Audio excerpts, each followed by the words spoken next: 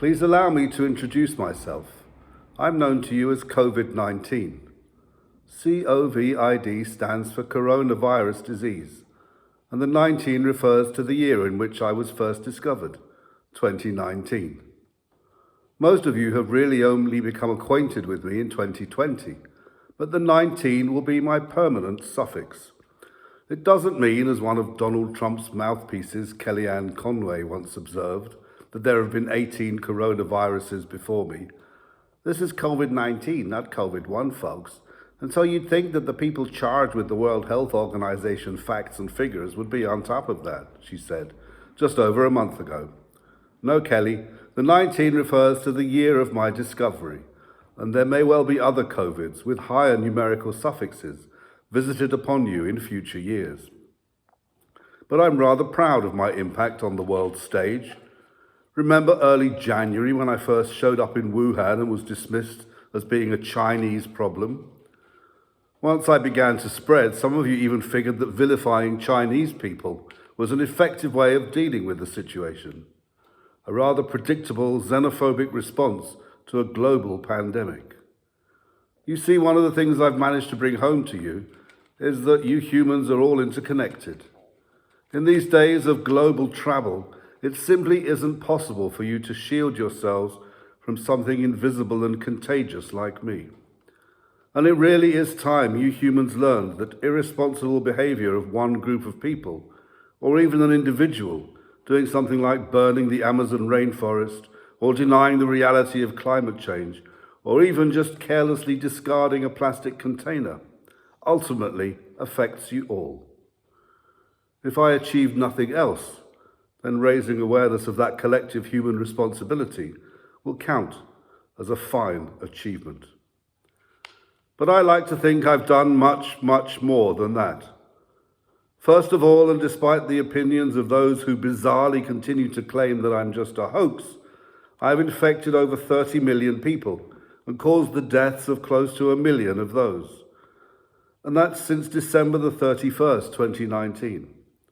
So please don't be fooled by the 19. I'm very much a 2020 phenomenon. And I shall probably go on wreaking my effect into 2021. Don't kid yourselves. Hoax indeed. Pah. Please don't expect me to be sympathetic. I'm a virus. I don't have emotions or feelings. My job is to infect and attack living organisms, seek out their weakest points and infect them. Please don't get sentimental. It's nature. It's what nature does. Of course, I bring pain and suffering and death and grief. That's nature. It's not just mountains and sunsets. Mind you, having said that, one of the effects I had on you at the very beginning, apart from the pain and the death thing, was actually to encourage you to appreciate nature. Remember that? You called it lockdown. If you'd bothered to ask her, nature would have called it wake up. Aeroplanes stopped traversing the skies above you. Cars and trains came to a halt. You went for walks.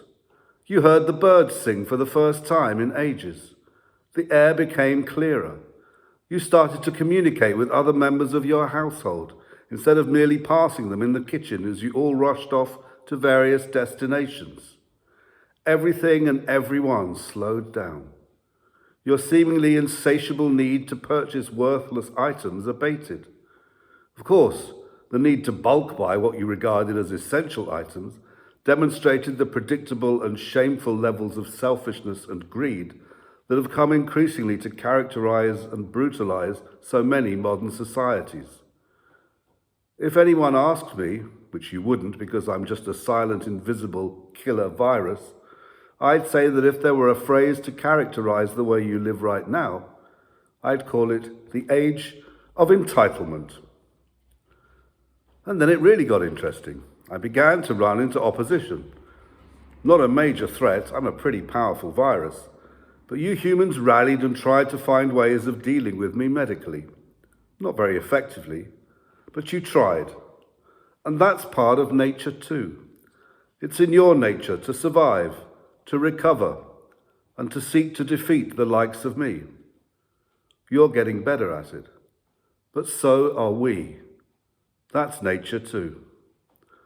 But the most remarkable thing that happened was that you suddenly realized who were the important people in your lives. It wasn't the celebrities and the politicians, the wealthy and the famous. It was ordinary people doing extraordinary jobs in hospitals and in public transport and in supermarkets and in refuse collection. It was those who donated, collected and delivered food parcels for the ones who were vulnerable and isolated. And one evening a week you went out and you clapped for them. Of course, that wasn't going to do anything to minimize my destructive effect on your puny little bodies, but it gave a glimpse of something of which you were capable, individuals, as a society, as a species, the ability to appreciate. That's something your ancestors possessed in abundance. In their ancient communal and tribal groups, in their early societies, they cultivated a keen awareness of and appreciation for nature. When it was benevolent and brought them blessing, they thanked it. When it was cruel and brought storm or drought or disease, they feared it and created ways of appealing to what they believed was the power that controlled it and them.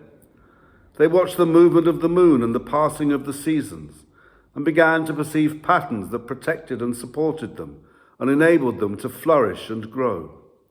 That too was part of nature. But you lost touch with the sense of gratitude that greeted such phenomena. You cultivated a society based exclusively on acquisition rather than well-being, that saw ruthless exploitation as more profitable and beneficial to the human race than respect and preservation. You became arrogant, believing that you no longer had any need to respect nature or acknowledge your dependence on it. You ruled it, so you thought. And so I came along to remind you that you don't rule this world, and you really need to cultivate some respect for nature, like your ancestors once did. And here at this new moon festival, which anticipates the harvest, when you hear the ancient sound of the ram's horn, here you have an opportunity to reconnect with nature. But still you insist on trying to convince yourselves that you can defeat me, that you can return to your old ways and continue to live in your age of entitlement. And so, guess what? I'm back again. My role is to remind you of your vulnerability, your dependence, your susceptibility, your weakness. The role of a new moon festival, of your ancestors' customs, is to reconnect you with the natural world of which you are a part. You do not exist above it or separate from it. We are all one. Leave behind your age of entitlement. Remember those days when you were obliged to slow down and you listened to your world and appreciated those who cared. You placed compassion above acquisition, sharing above ownership, community above individuality. COVID-19, will still control your lives for some time to come. Perhaps I will only leave once you've replaced your hollow, meaningless age of entitlement with a new thoughtful and compassionate age of appreciation. Perhaps one day history books will celebrate me, COVID-19, as the harbinger of a new world. I'm not. I'm a lethal, destructive virus. Don't forget that. But perhaps in the eyes of much of the natural world, so are you. It really is time to learn some humility, cultivate some respect for your world and for each other.